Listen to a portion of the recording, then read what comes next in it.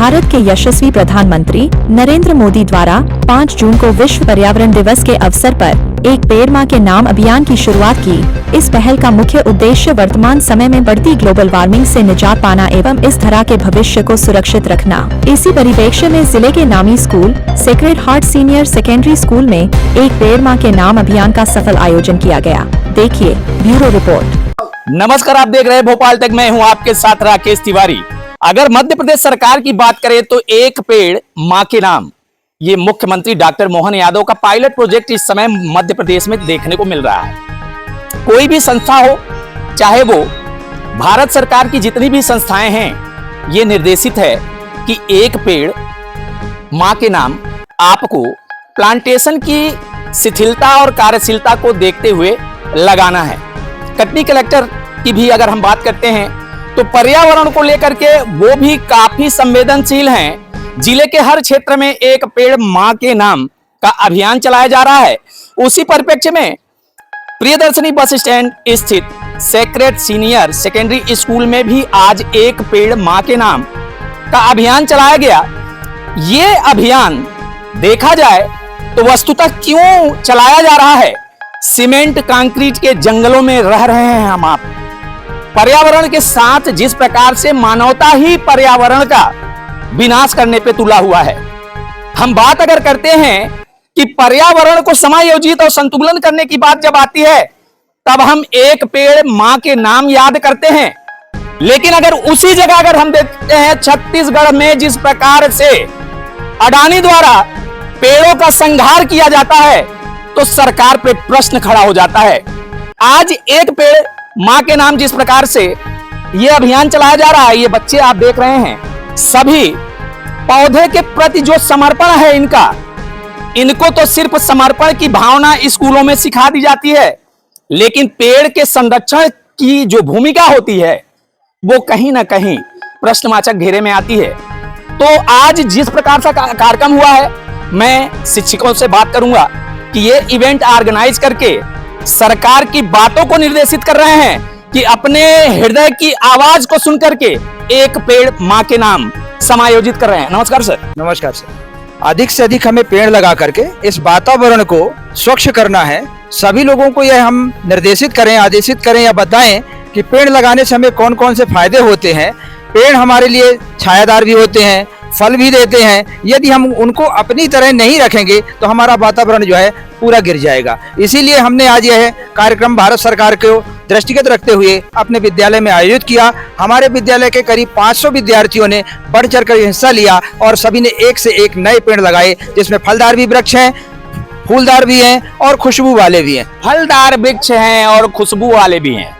मेरा नाम प्रभा पाथल है। मैंने इस इवेंट को ऑर्गेनाइज किया है अपने स्कूल में, और इसलिए ऑर्गेनाइज किया है ताकि मैं अपने स्कूल को ज़्यादा से ज़्यादा पॉल्यूशन फ्री कर सकूं।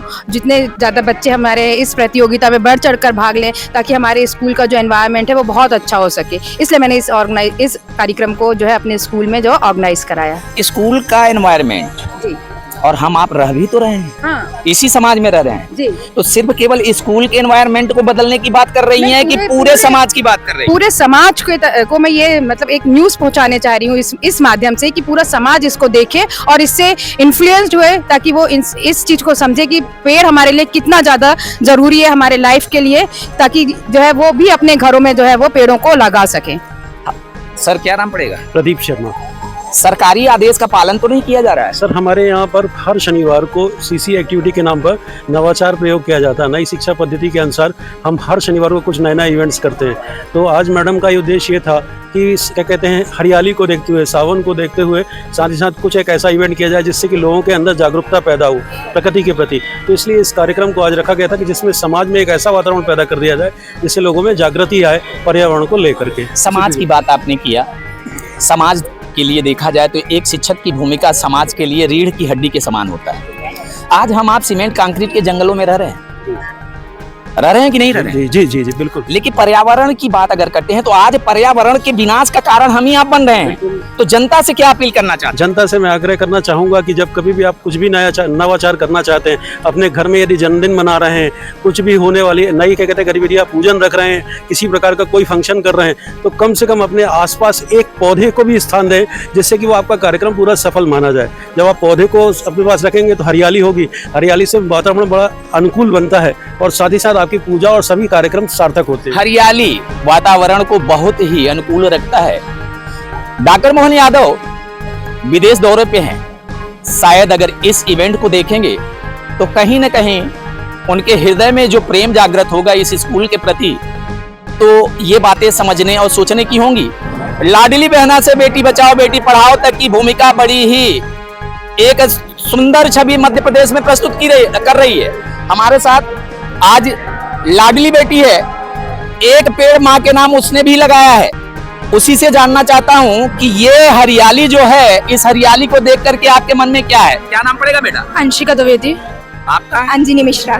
एक तरफ पेड़ काटा जा रहा है, दूसरी तरफ प्लांटेशन किया जा रहा है। ये दो तरह की तुम्हारा अभी हृदय जो है कोरा कागज है। क्या तुम संदेश देना चाहती हो सरकार को भी और कटनी के पूरे युवाओं को? मैं पूरे कटनी के युवाओं और सरकार को ये संदेश देना चाहती हूँ कि हमें सबसे ज़्यादा एफॉरेस्टेशन करना चाहिए, इनफैक्ट ऑफ डिफॉरेस्टेशन, क्योंकि एफॉरेस्टेशन करने से हमें ऑक्सीजन प्रोवाइड होता है, which is very important for all of us. But importance is the life, plantation is the immediately to the cordial of the life. Yes, of course it is very important. Of course. बेटी ने हिंदी में तो नहीं बोला, convent की है, तो Macaulay के इस प्रणय वेदना को उसने जाहिर किया। मैकाले की प्रणय वेदना से जो आवाज निकली है, लेकिन फिर भी प्रकृति के प्रेम को लेकर के निकली है।